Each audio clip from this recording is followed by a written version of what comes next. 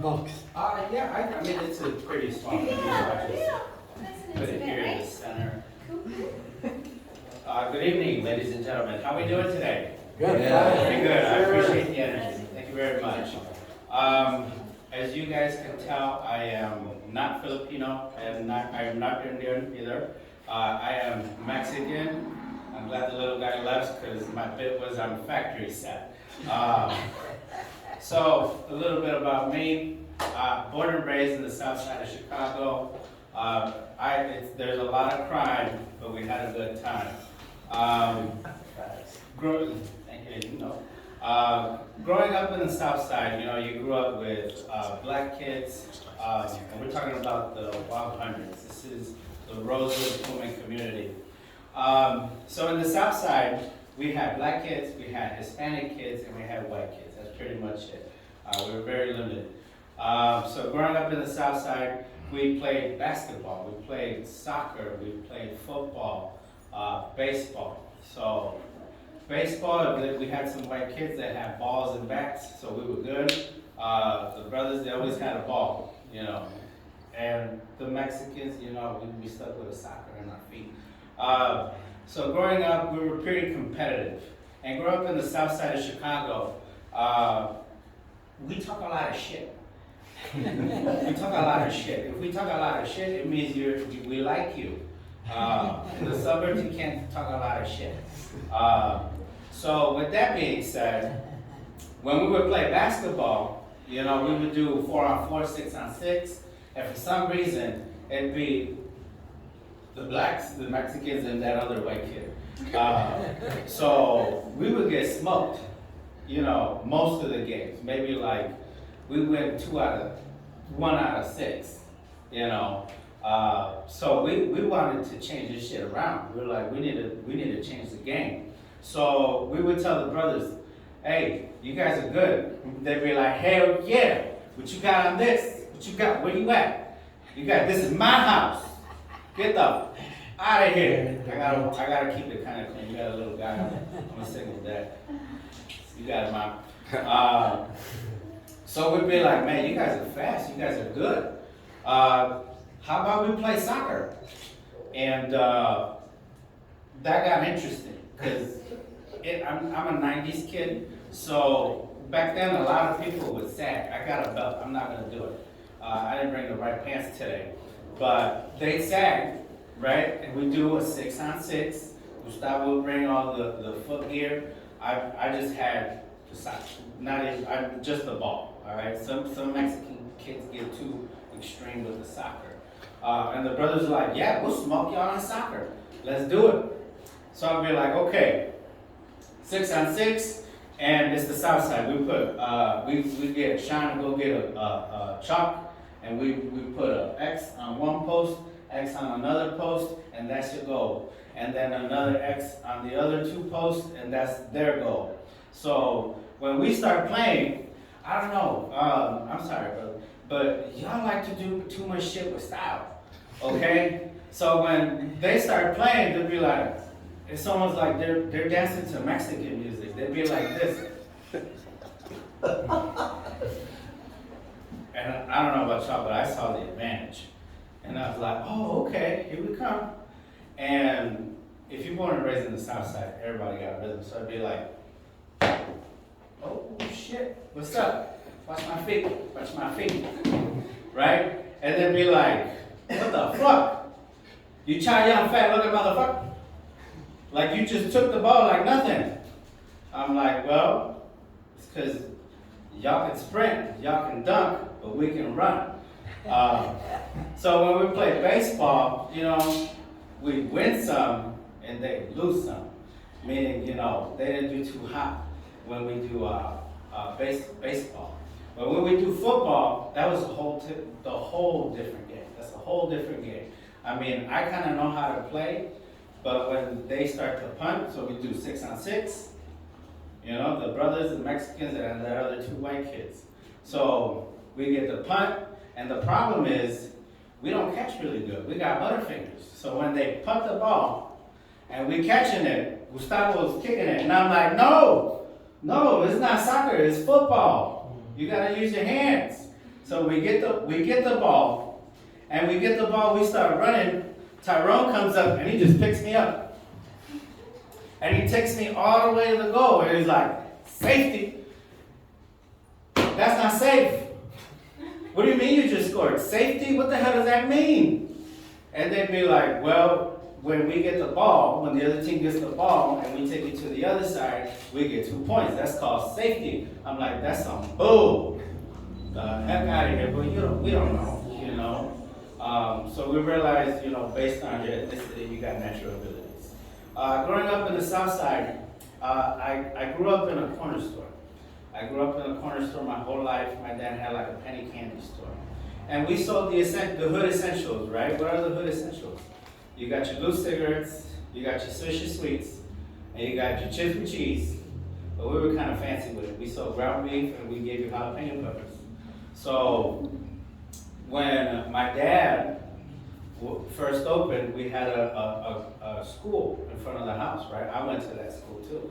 And the first few weeks, you know, some of these kids came into the store by a swarm. We had masses, kind of like when people come in and out of church. And some of those kids walked out with some unpurchased items.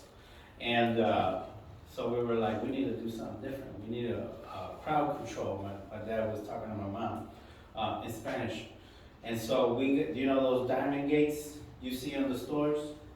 Yeah. So we put the diamond gates, and that's how we control the kids, right? They'd be like, hey man, why you let me in? Because I'm black? No, it's because too many of y'all. And they would come in and we would tell them what you want, you know, and then they'd ask. But what I noticed about, you know, kids in the hood, they don't like to be alone. And when they come in groups, they're always like, hey man, wait for me. Hey man, hey yo, what the fuck? Wait for me. And my dad's like, hey, tell your girlfriend to wait for you. She's like, that's not my girlfriend. And, you know, my dad noticed that all the kids would be like, yo, hey yo this, hey yo that. So my dad would call them little yayos. And little did my dad know that he would become yo-yo. So my dad would open at 8 o'clock, right? He would leave 5 a.m. to go to the water market, you know, get all the produce and stuff. And they'd be waiting. They'd be waiting for us. Like 6, 7:30. We'd be like, man, when the hell is yo-yo getting in? And my dad, Mexican, had a Chevy Astro van. If you're Hispanic, you know what those are. Yeah. That's right. You could make the back seats into a bed, or you could take them off and you could store your groceries. You could supply your grocery store. So my dad would come in and he's like, hey, there goes the yo-yo mobile. So he went from yo-yo, the car went to a yo-yo mobile, and I became little yayo. So it was nice. When I walked to McDonald's, I feel like a president. They'd be like, hey, what's up, little yayo? I'd be like, hey, what's going on, brother? So it was a good time. It was a good time growing up in the South Side. But again, we talk shit. We never said the N-word. I never got called beaner. We never called the white kids cracker. You know, there was no such thing, but we talk shit. Maybe that's what balances out the world. I don't know. Growing up in the South Side of Chicago, I would hit on a lot of the Mexican girls, right? They were pretty. They were pretty. They were pretty. And but unfortunately, girls was a dominant male. What's the dominant male in the hood?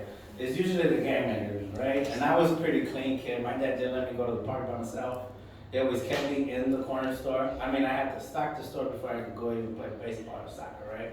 So I would try and hit on Marisol, Veronica, and they were too busy trying to get with Jose, who was getting initiated in the game because he was, you know, hit. And I was just not hit. But what I did get lucky with, and I did not take advantage, hear me out, is a lot of the black girls like Mexicans. Not all of them. Not all of them, and that's okay. But the light skin, in my neighborhood, the light-skinned ones and the dark-skinned ones will go up to my dad in the store and they'll be like, yo. They're like, what's up, Laquita? My dad called all the black girls Laquita. And there's the story behind that. So my dad we'd be like, yeah, what's up?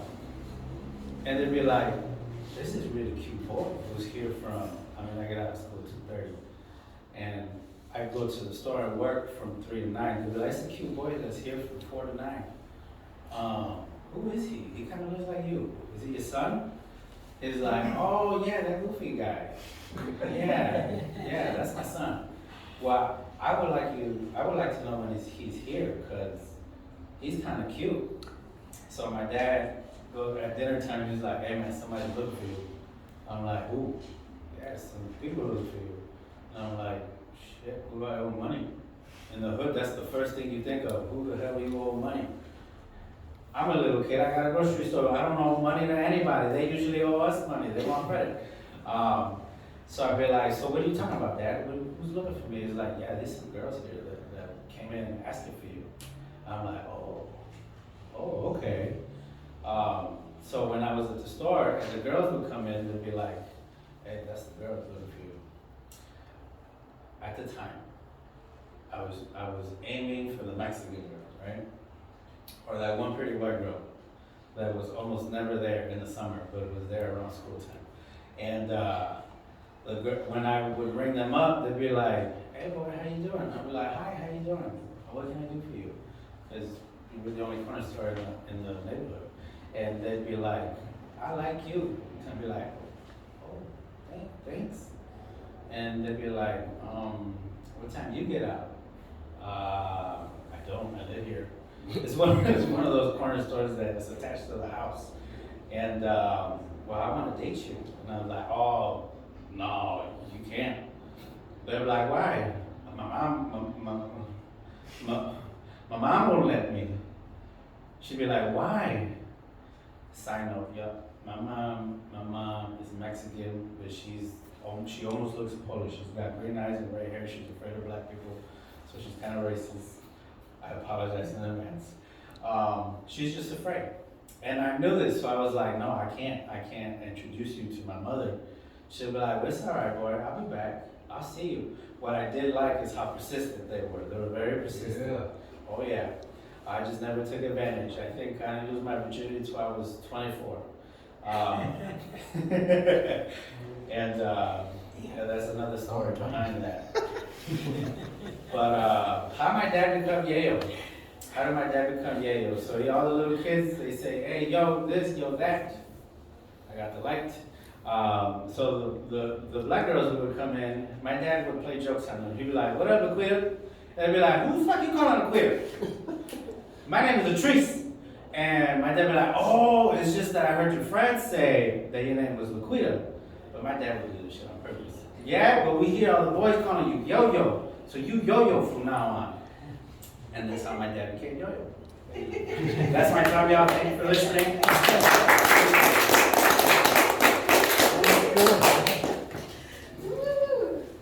All right. Oh, do you have like a Facebook, Instagram, anything like that, Axel, that you want people to follow you on? I have a YouTube page. Cool. I have a YouTube page. The name is Axel Cardenas.